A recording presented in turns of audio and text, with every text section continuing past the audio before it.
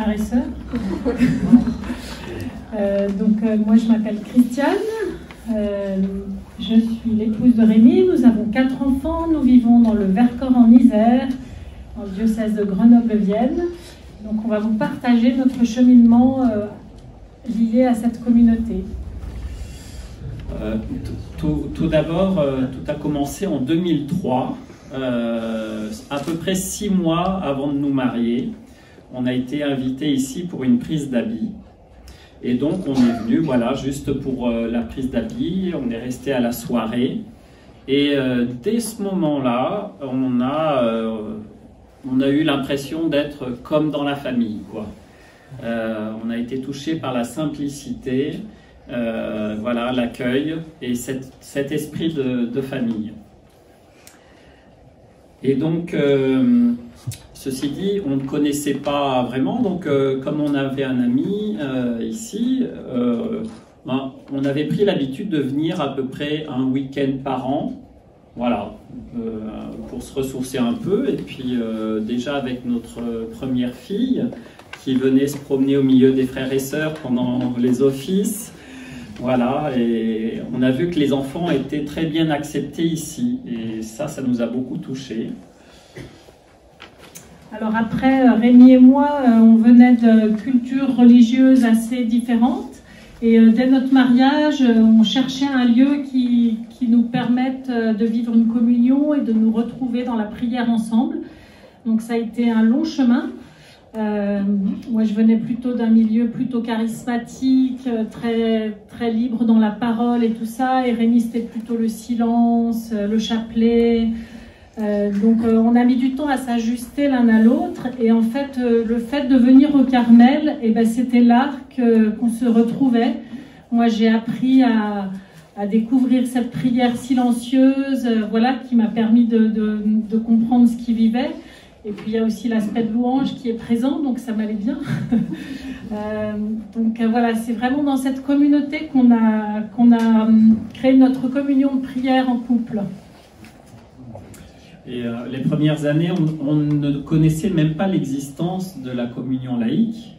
Donc voilà, on venait comme ça, et puis on avait cheminé avec une autre communauté, cherchant notre voie. Puis quand dans cette communauté s'est posé la question de l'appel, est-ce qu'on est appelé à y rester, ben, c'était neutre, ni oui ni non, bon, très bien. Puis bon, on a dû arrêter, voilà, parce qu'il fallait construire la maison, on était un peu débordés, puis quand on a terminé, on s'est dit, bon ben voilà, où est-ce qu'on est appelé? Et c'est là qu'on a découvert l'existence de la communion Sarepta, et là, tous les éléments se sont alignés, c'est-à-dire que on avait à cœur voilà, de trouver un lieu, une communauté pour pouvoir se ressourcer, parce qu'on avait fait le choix de vivre dans le Vercors, et comme dans beaucoup d'endroits aujourd'hui, mais à cette époque-là, c'était peut-être un peu moins vrai, il y a 20 ans presque. C'était un peu désert spirituel, on était le seul couple pratiquant de la paroisse. Et on avait besoin de pouvoir se ressourcer. Le seul jeune couple. Ah, d'accord. Voilà, désolé. À l'époque, on était jeunes. Voilà. Et donc, et on avait à cœur de s'investir dans notre paroisse. Voilà. Et puis, quand on a découvert Sarepta, du coup, on a été regardant, et puis alors là, voilà, tout correspondait. C'était non seulement compatible avec notre désir, c'est-à-dire de pouvoir être impliqué là où on était, et parce que il y avait voilà, seulement 4 week-ends dans l'année à Sarepta avec la retraite. Donc voilà, on pouvait continuer de vivre une vie paroissiale ou autre, et surtout, on a vécu la confirmation encore davantage que les enfants avaient toute leur place ici et qu'ils avaient leurs activités et tout ça.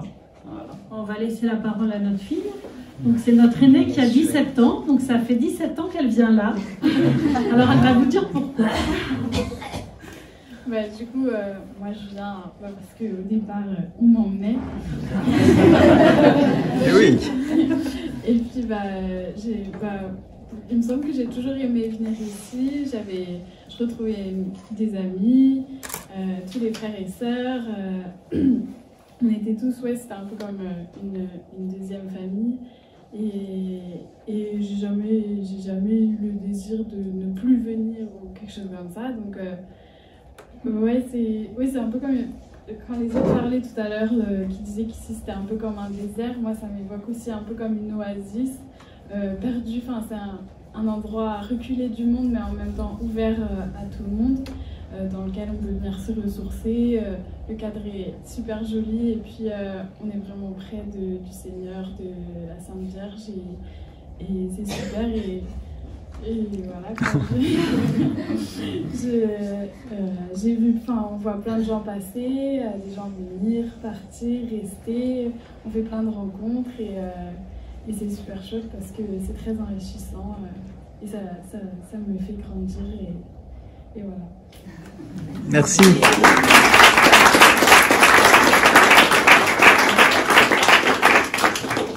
Voilà, donc dans ce lieu, ça a permis vraiment à notre famille de vivre. Alors c'est aussi un lieu où on fait la fête, c'est aussi un beau feu vert pour nous, parce qu'en fait il y a des temps de désert qui sont très profonds et très silencieux, et du coup les temps de fête sont plus festifs qu'ailleurs, parce qu'il y a cette alternance de silence et de fête, qui fait que quand on rit à pleine voix, et c'est...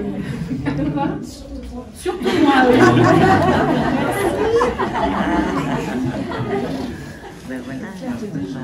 C'est vrai que quand on venait juste les week-ends, on ne voyait qu'un aspect de la Vierge missionnaire.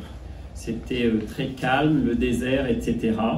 Et la fête festive, on l'a vécu vraiment en venant à Saretta. Et il y a plein d'aspects qu'on a découverts en venant dans la communion laïque, parce que c'est vrai qu'on peut vous voir, les religieuses en mission, c'est très festif. On vient ici, c'est très désert.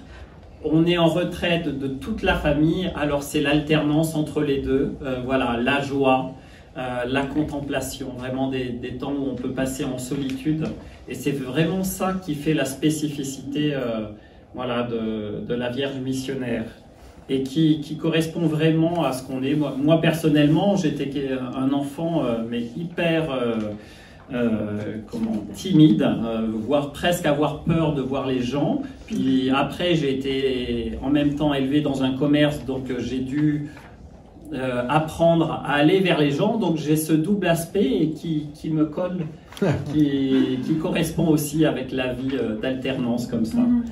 Je dirais aussi que ce qui nous a touchés en venant ici, c'est la liturgie, la beauté de la liturgie. Notamment quelque chose qu'on a découvert un jour par hasard, je ne sais plus si c'était avec Saretta, c'est la vénération des icônes. Il y a ce côté un peu oriental qui est présent dans la liturgie ici, ça nous a beaucoup touché, la beauté des chants, et puis les messes très joyeuses qui durent longtemps, mais on ne s'en rend pas compte. Voilà, et en plus, ça nous aide vraiment dans notre vie. Ça nous a aidé, comme disait Christiane, à prendre un temps de prière commun au couple. Ça, c'est quelque chose qui nous tenait à cœur depuis le début de notre mariage. On a mis quelques années avant d'y arriver, et c'est venu un peu avec la Vierge missionnaire. Et puis, pour tenir dans ce monde qui est très, très, très agité, où on a des emplois du temps très chargés avec la famille, les enfants et tout ça. Et voilà, prendre ces moments ici, ça nous apporte vraiment beaucoup. Voilà. Et puis, effectivement, tous les moments de partage qu'on peut vivre avec la communion Saretta et les frères et sœurs quand on vient ici, ça nous enrichit beaucoup.